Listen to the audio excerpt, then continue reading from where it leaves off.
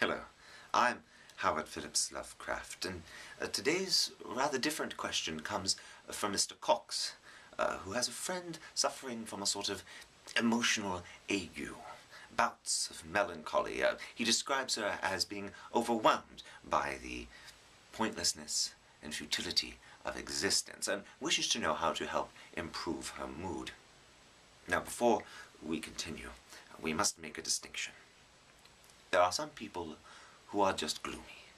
They go about their lives as you or I would, functioning perfectly well in society, but with a sort of perpetual rain cloud over them.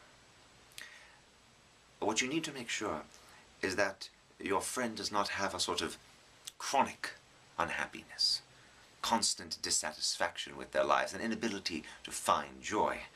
If that is the case, I would recommend that the two of you find an alienist who can help to make sure that there's not some more sinister underlying pathology at work here. Getting back to the matter at hand, and I do believe that there is a certain bleakness to our position in the universe, the sum total of man's knowledge and achievements is like a flicker of candlelight in some vast underground cavern system. But there is still beauty to be found in the world. Beauty in the natural world, in connections with other humans, with art, poetry, architecture, and anywhere the eye can take pleasure from grand, simple, curving lines, or perfect symmetry and motion, juxtapositions of chaos and order. There should be a certain amount of satisfaction that comes from that.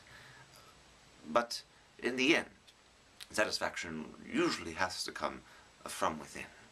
And happiness can sometimes be as much a matter of choosing to be happy, if one is, of course, physically capable of such a choice.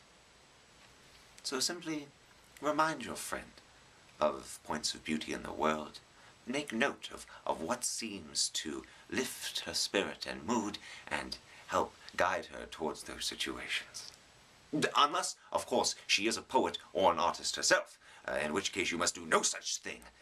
Unhappiness is like fuel for creativity, and you had best get out of the way of her creative output. I hope that helps.